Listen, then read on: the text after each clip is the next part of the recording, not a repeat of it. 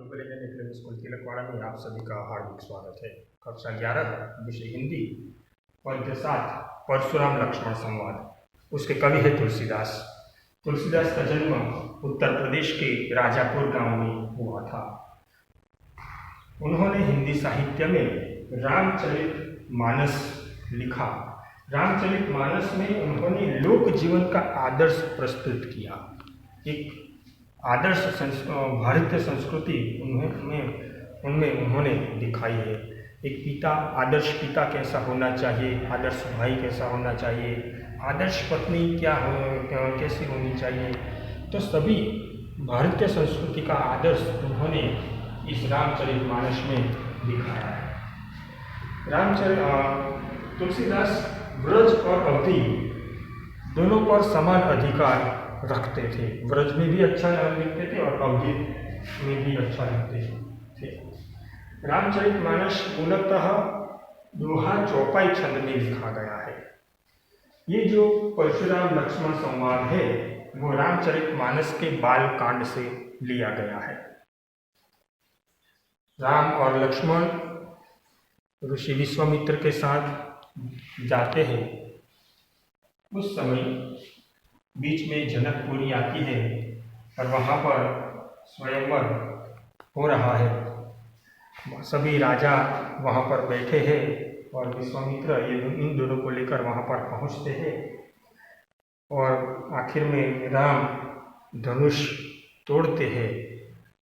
उनकी ध्वनि सुनकर परशुराम, जो शिव जी के बहुत बड़े भक्त थे, वो वहाँ पर क्रोधित होकर फरसा लेकर आते हैं और वहाँ पर वो उनकी और लक्ष्मण के बीच जो संवाद होता है उनका वर्णन इस पद में किया गया है।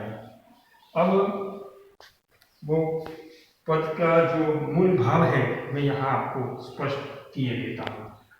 काव्य का जो आरंभ होता है उसमें गुस्से से क्रोधित होकर परशुराम आए हुए हैं और उनका क्रोध शांत करने के लिए सबसे पहले राम उनके पास आते हैं। राम को कहते हैं कि हे ऋषि, ये धनुष तोड़ने वाला भी आपका ही कोई दास होगा, आप इतना गुस्सा मत कीजिए। तो परशुराम कहते हैं अगर सेवक है तो सेवा का कार्य करे, शत्रु का कार्य कौन क्यों करे।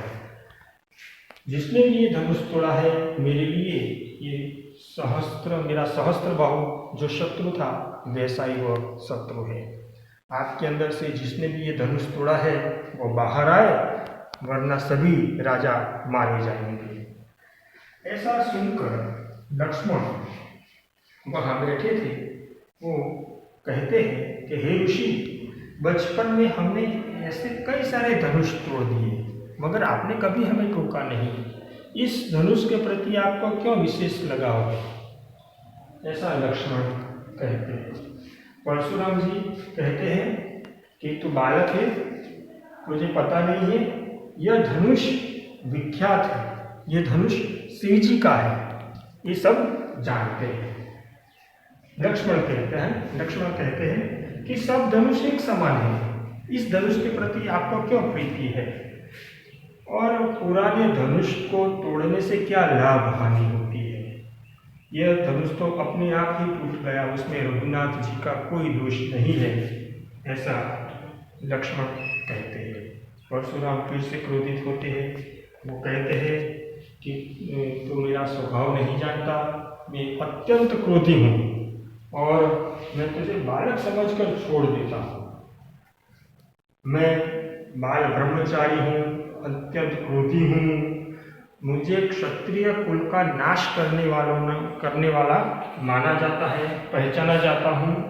मैंने पृथ्वी को राजाओं से रहित किया था।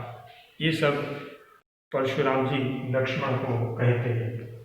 लक्ष्मण भी आगे परशुराम जी कहते हैं कि मेरा फरसा बहुत विकराल है, उससे मैं गर्भ में रहे बच्चे को भी मैं नष्ट कर सकता हूँ।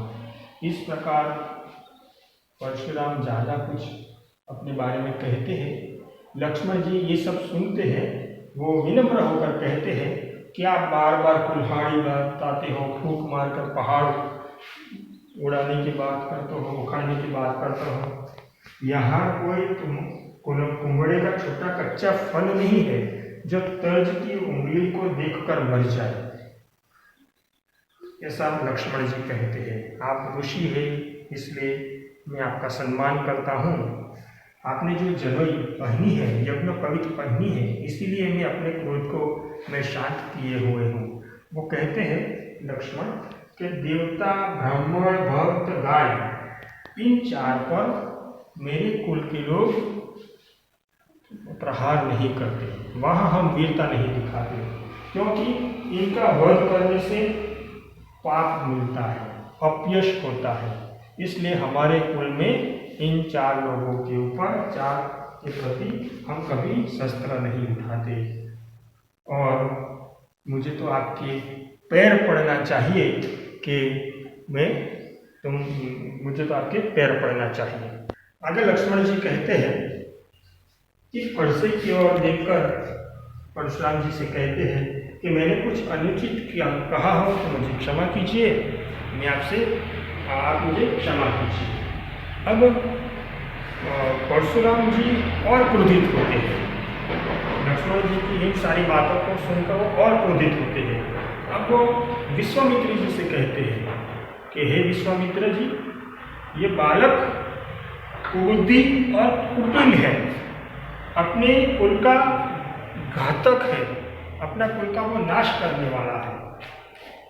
क्षण भर में काल का वो ग्रास बन जाएगा। फिर लक्ष्मण जी कहते हैं कि मुनि, आपसे अधिक कौन अच्छी तरह से कह सकता है, आपने आपका यश कहा।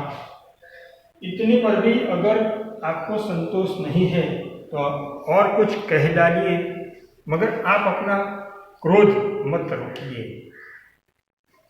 आखिर की पंक्तियों में लक्ष्मण कहते हैं कि जो शूरवीर होता है वो युद्ध में बहादुरी का कार्य करता है, और वो अपने बहादुरी के कार्य के कारण जाना जाता है, लोग उनको पहचानते हैं। जो कायर होते हैं वही अपने प्रभाव की बातें सभी जगह करते रहते हैं। इस प्रकार की टिप्पणी आखिर में लक्ष्मण जी करते हैं। इस प्रकार इस पद्य परशुराम लक्ष्मण संवाद में रामचरितमानस के बालकांड में इनमें से लिया गया एक प्रसंग, इसमें परशुराम और लक्ष्मण के बीच जो संवाद होता है उनके बारे में बताया गया है। आभार।